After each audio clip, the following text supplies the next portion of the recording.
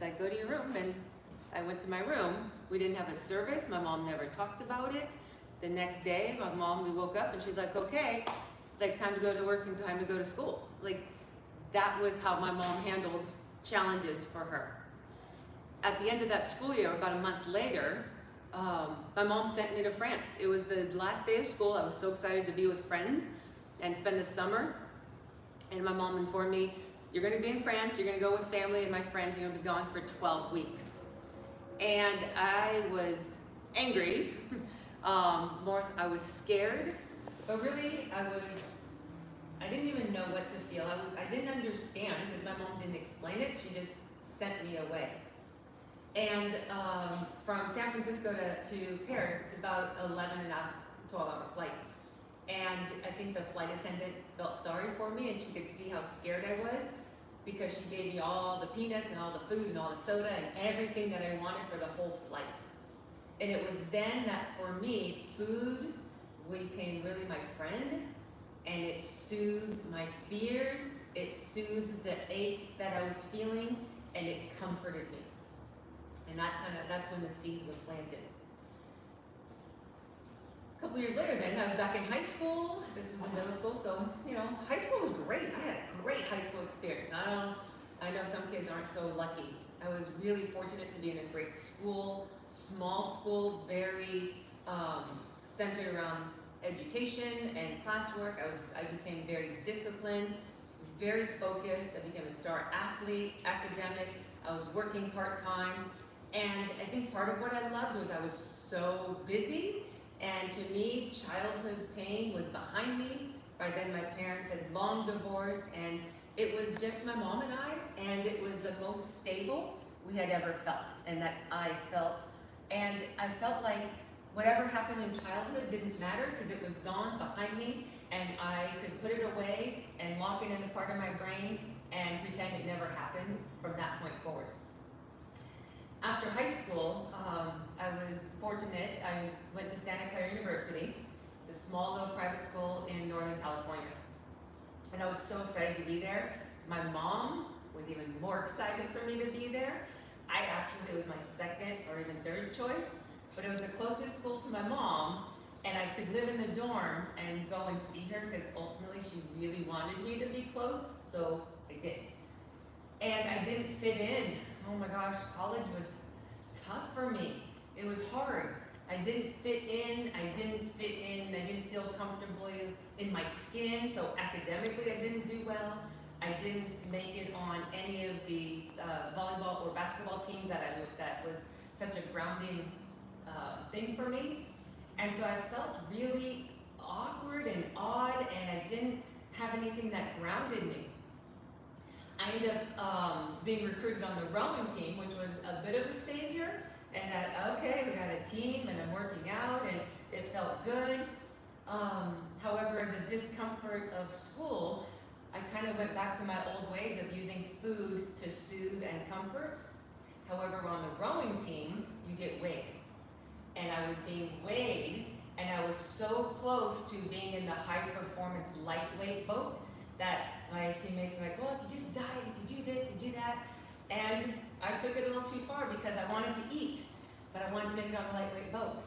And that conflict inside of me, and the conflict, I didn't know how to deal with it, I didn't have the tools, I ended up with an eating disorder. And ultimately, by my second year in college, I flunked out because I was so consumed with food and weight loss and working out that I had no time for academics, I had no time for anything else. And so I bring this up because, one of the things that was really a pivotal part of college for me was I remember being told that I was only there to fit the quota, to fill the diversity role that they needed. And I remember, I don't think it was even told maliciously. I think the person told me with welcome arms. I didn't take it that way. I took it as they didn't actually want me. They were kind of having to tolerate me. They were forced, I was kind of forced on them. But it was all part of the insecurities that I felt of not fitting in. And it was all of this stuff about me growing up and being biracial that I felt it, I just didn't know what to do with it. And so that's where I bring up this idea of recognizing what an addiction really is. Because it's easy to think of food, and it's easy to think of, whether it's devices and TV or alcohol and drugs and porn. Those are the obvious ones. Mm. But when I'm talking about addiction, the working definition I use is any substance or behavior or action or person, place, or thing that you use regularly to numb or avoid or distract yourself from any uncomfortable feelings. I want you to think about that, because this is where the idea of addictions can be very kind of broken into a couple layers. There's the obvious. I'm talking about now the subtle ones. So yes, an eating disorder was an addiction and issues with food, but going back to high school, those were the seeds of addiction were already being planted because of how much I loved being busy. I loved having a full schedule. I loved this idea that it's almost like being perfect, the perfect student, the perfect athlete, having the perfect schedule, looking perfect. So all of those addictions, there are addictive behaviors that are also part of this big melting pot of addictions that I work with. So I want you to think about the word of addictions. Things like aggressive outbursts. You know what I'm talking about. Somebody triggers you, somebody pokes you, and you just react instead of respond. Well, we all kind of do that. But when it's your natural defense, it is an addictive behavior. The idea of striving for perfection is an addiction, because there is no such thing as perfection, whether it's in your body or your grades, how you look, whatever it is, or making your home and life appear perfect, right? Like on social media, it's an addictive behavior pattern. Being excessively busy, but I'm also going to talk about being a part of that drama cycle. The drama. People love drama. They love to be in it and gossip and just getting enmeshed in all of the drama. Because it's an easy way to avoid and escape what's really going on in your life. So that's going to be part of how addictions show up, right? So who here has caught themselves reaching for food or phone or working out? Because they're working out a little longer than you need to. You don't want to go home. You don't want to deal with something at work. So you're like, oh, I'm just going to work out a little longer. I'm going to work a little later, right? Yeah, we've all been there, and it's okay. That's why I'm sharing this to know you are not alone, okay? You're not the only one, I promise. When I flunked out of Santa Clara, the deep feeling that I had was two things. It was I remember that feeling of humiliation when I was packing up my stuff from my dorm room, and it was between sessions. It was over the spring break of my second year, so people were still there, and I was packing and had to try to get out, but people were like, where are you going? What happened? Where are you getting back? And I just couldn't answer. And what I really remember is the guilt that I felt that my mom had worked 3 jobs to get me through high school in a private school to get to this college. And the guilt that I felt of letting her down. Really what I felt was shame. I felt so ashamed of myself for just allowing other things to come into my life and take me off of the path that I had created for myself. I wanted to be a doctor, and everything was gone, and the shame of it all.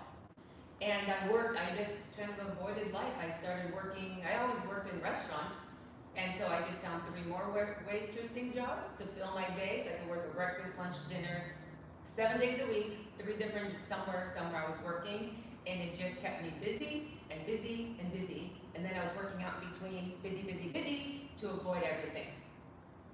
One day I woke up and I remember looking in the mirror, and it's just like the busyness and the lifestyle of working in restaurants and working out and taking, not quite speed, but just, not just caffeine either, but, over the counter, but things that would just give me a little edge. And I could sleep 4 hours and function. And that morning I remember my body was hurting.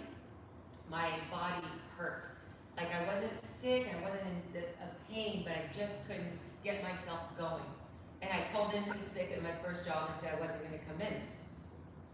And that morning, the newspaper the neighborhood newspaper of like what's going on in town and the movies and all that kind of stuff was delivered to our house by mistake. And I was like, well, good, I'm gonna have my coffee and I'm gonna read the paper. And I remember seeing an ad that Stanford University was going to have open for women with eating disorders because they were doing trials and behavior studies, and I was able to get in because I could show up. I went that day and I was able to get in. And that was me hitting rock bottom, and that was me finally saying yes to getting help. And that's when the emotional journey began for me. And ultimately, little by little, I started back, went to junior college, finally went to chiropractic school, still became a doctor, still did everything because here I am, right? I wish I could say life was easy or perfect, but it wasn't. Life was different, wasn't easy.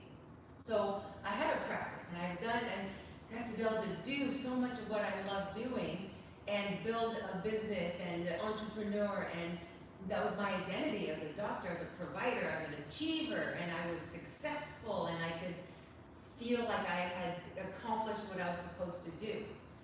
And in 2016, I lost my business, I lost my savings, my retirement, everything I had worked for 20 years was gone.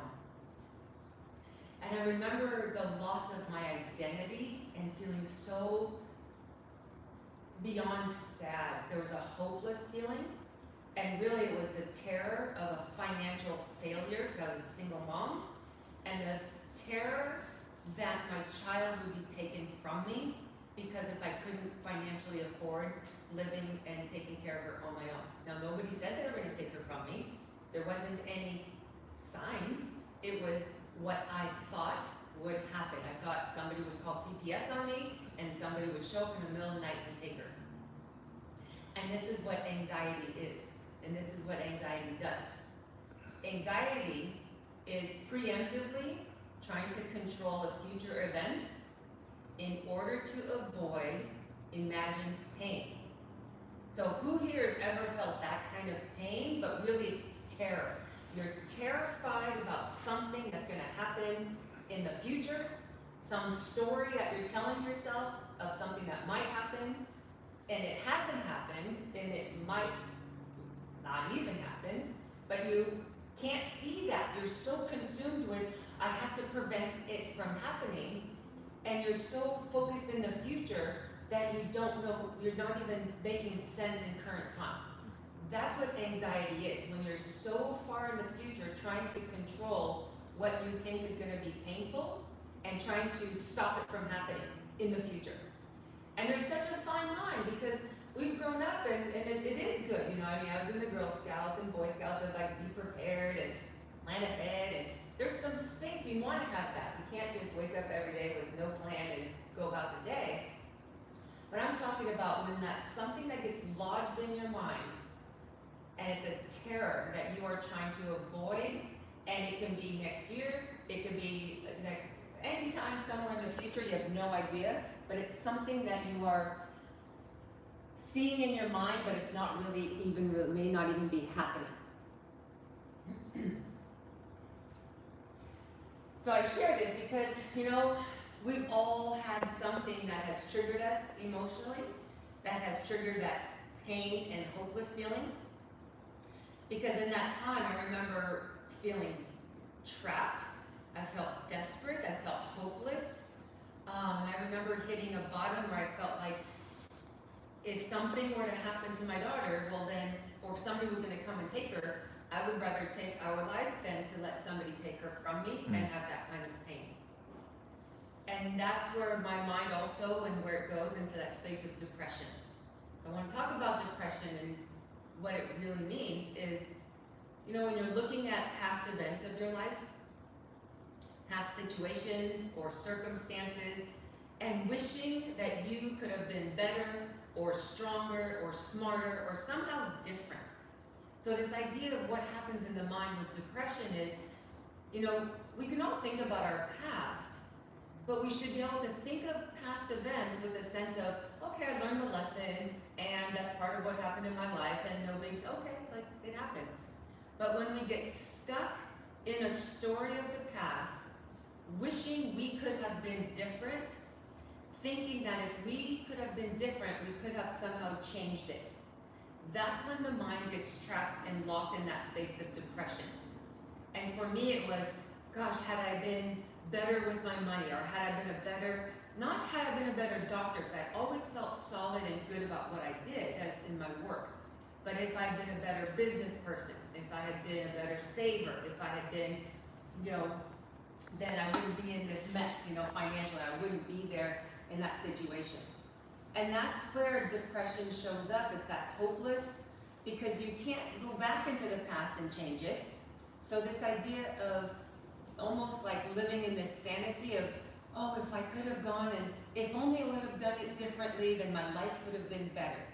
Really what you're telling yourself is you wish that you were better so that you could have avoided the pain that you experienced in the past. And it just can't happen, and there is no such thing as getting through this life without pain. The point is, though, it's about learning so that you're not getting stuck in it. So who here has felt like a sense of like hopeless or powerless and seeing no way out? Yeah, I've been there. As I'm sharing all my stuff, I know. And the reason that it's what the part of the work that I do and what's so important is all of this that's in our mind.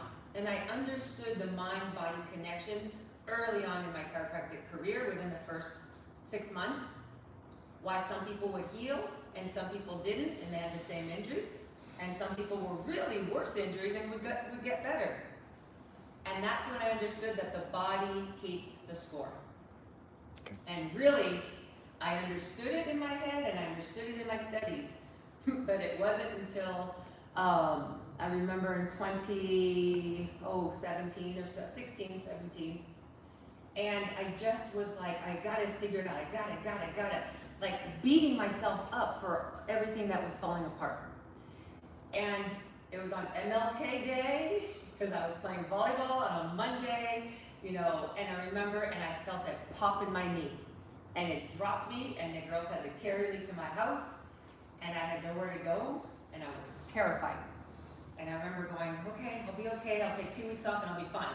Like somehow in my mind, that's what I do. And in about a week after, my knee was feeling better and I started to get up and I started to like move around and work out, and then my back gave out and I had to lay in bed. And I was in bed for about 3 months, barely able to, it was such excruciating pain. And I knew that it wasn't a physical injury. I knew it. And I knew it was all because my mind had worked itself up into a frenzy, and my body had been keeping score of all of the emotions that I had stuffed away since I was 5 years old. And that's when I realized how much the body will let you know when you are out of balance. But do you listen is the key. And this is what I talk about, dis-ease. It's not just disease, it's the dis-ease that you feel. The kind of feeling that you're like, nothing seems wrong, but it's not quite right. You don't feel great, you feel a little off. We all have off days, off weeks, even a month, but something about a month, 2 months, 3 months, when you start noticing that you're avoiding and wanting to avoid and avoid more and avoid more, and whatever your coping mechanism is, when you're trapped in that cycle of avoiding the feelings and just trying to survive, that's what the body is keeping score of. That's what's letting you know it's getting worse and it's intensifying. So finally, being in bedridden for 3 months, I had nothing to do and nowhere to go. That's God's way of saying, I'm going to make you stop and finally pay attention. And I finally said, okay. I had nowhere to go, so I started journaling, I started writing. And I had to finally feel every single feeling that I had stuffed away with food, that I had avoided with working out, that I had avoided by keeping myself so busy. I was so numb. So every terror, every disappointment, all the rage, all of it. But with that, in my writing, I didn't know it at the time, but I was writing a book. To me, I was just writing my diary, I was writing my journal, and I was finally putting on paper everything that had been locked up in my mind. And that's where, I finally, once I had it all in there, I had a really good information and gems. I'm like, oh, this is good. I'm gonna write a book. I got it, the book, it's done. And I did publish it. Find the courage to let you out. And I thought, okay, I'm back on my game. I am back. I'm gonna get everything. My life is on track. Perfect. I did my time. I was in 3 months in bedroom prison there. But life was not gonna be like that, right? In 2017 into 18, my mom was diagnosed with ALS, and it was a very tumultuous 9 months, but I was different. I was different from every challenging experience I have ever had in my life. My heart hurt like nothing it had ever felt before, but I didn't run away. I didn't feel the need to avoid or distract myself. Not only did I not need to run away, I turned a 180 and put 2 feet all in. For 9 months, I was with my mom every day, watching her, talking with her, being with her. All the while my heart ached because we didn't know how much time. It was every day. It was like, maybe it's, I don't know. And after 9 months, I remember when she passed in the service, and people kept asking, are you okay? Are you okay? And what I realized is I was okay. My heart still had grief and sadness, but I had felt all the feelings for those 9 months. As they came up, I felt everything. I didn't stuff anything away. So after her service, I didn't have any feelings to deal with that I had stuffed away. So I was ready to okay, I'll give kind of back to life and clean up and move on. And I was able to do it from a place of wholeness and carrying my mom with me into all the work that I'd done and that I continue to do. And I remember getting back on track and okay, I'm good. The book is published, I'm speaking, and I'm getting back live with people. And then 2020 hit. And people, man, I love being with people. This is what I do. This is what grounds me is being connected with people. But by the time COVID hit, I remember we were all locked in. Life was different because I had the skills and I had the tools and the resources to trust myself, trust what was happening. I didn't feel the need to panic. I didn't feel the need to we don't know what's going on. I didn't get worked up. I didn't feel the need to go on social media and follow the trails and get lost in all of that. No, it was just okay, we'll navigate one day at a time as it goes, because I was different. I had learned to handle emotions and I wasn't afraid of them. And that's what doing the work is about, no longer feeling afraid of the feelings that show up. And that's what freedom is about. And that's what I realized I had craved for so long. And by the time I did the work and I feel it and I know it, and there's something very powerful about it. Now, it doesn't mean I go look for trouble and I look for hard times and want things to come. No. I like easy and convenient, and absolutely. I'm just not afraid of it, of what may come. And you can be there too. So who here wants to be free and feel that sense of freedom, of no longer being afraid of, oh my God, what if this happens? What if the shoe drops?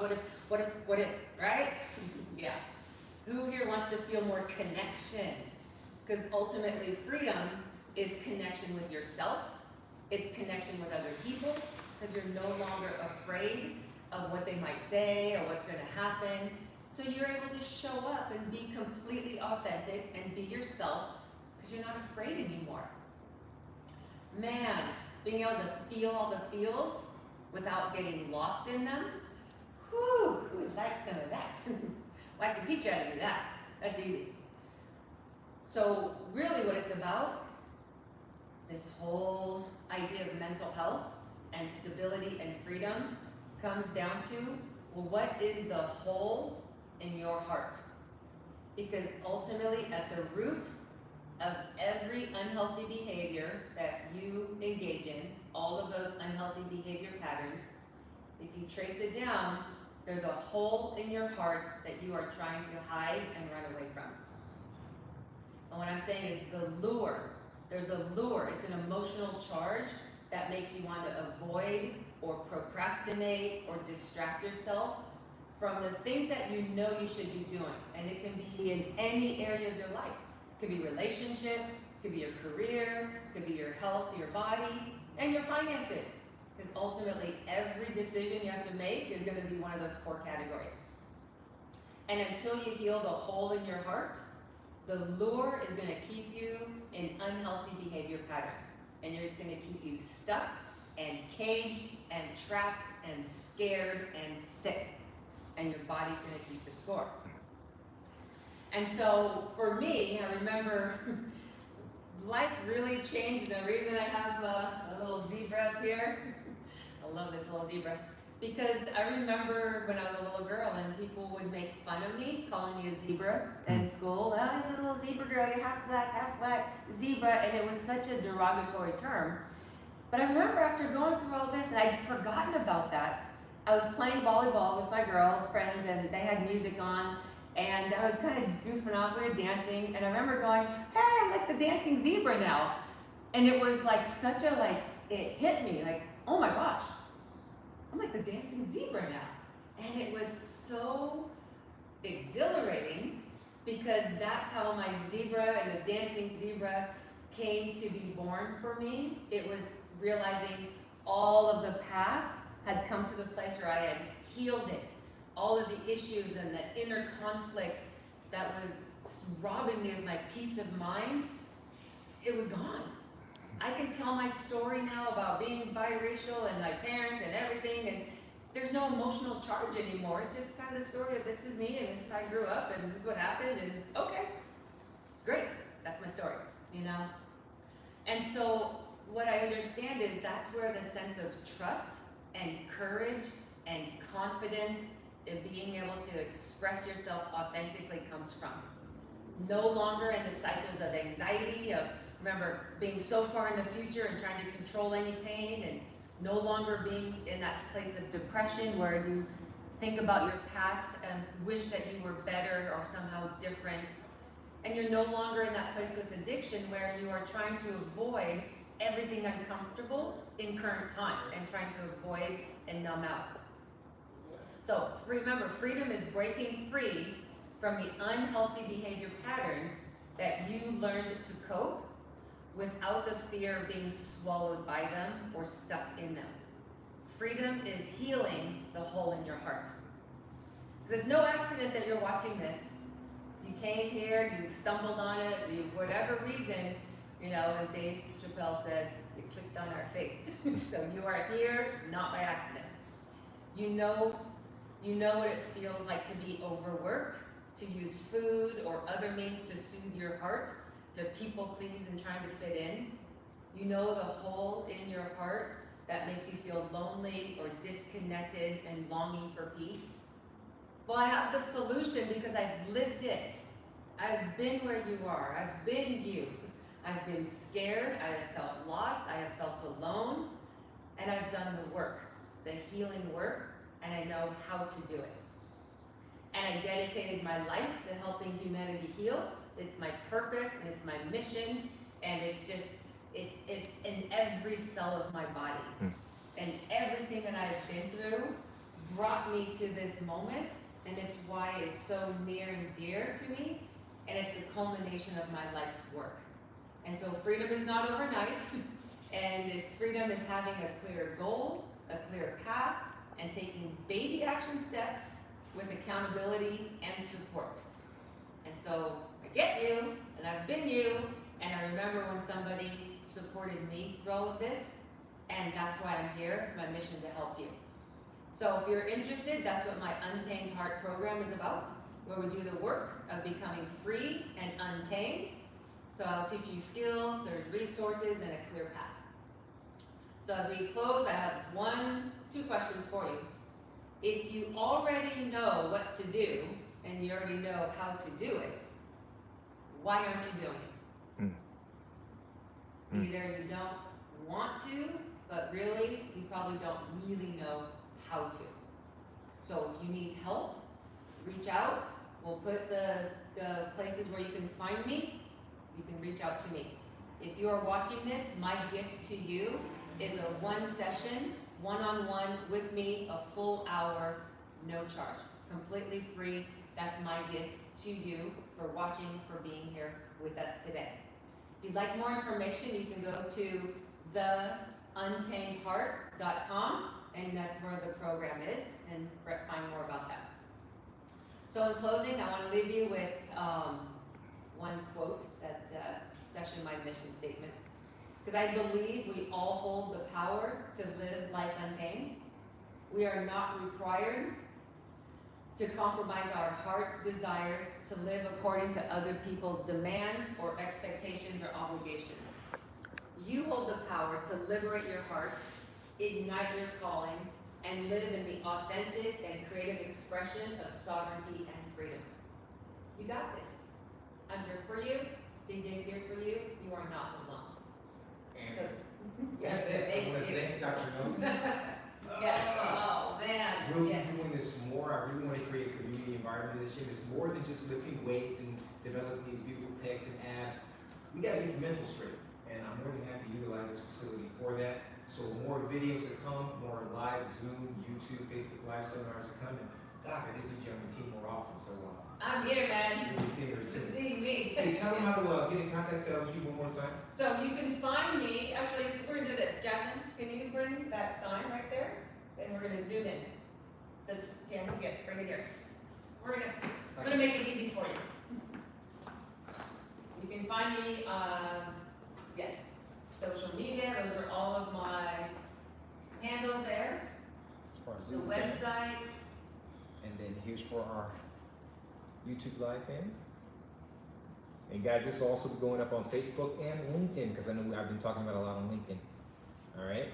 And What is this on the back? So- October 6th? This is, so the class, The Untamed Heart, has a QR code there. You can even probably zoom in on it. So the 8-week class, we will start October 6th. So that will be Zoom, a live Zoom program. So you can find that online and check that out. Awesome. Hey, so I'll catch you on the next seminar. I can't wait. Thank you again, Dr. Nelson. And thank you all. And I will catch you on the next one. God bless you. Good job, Dr. Nelson. Let me close out.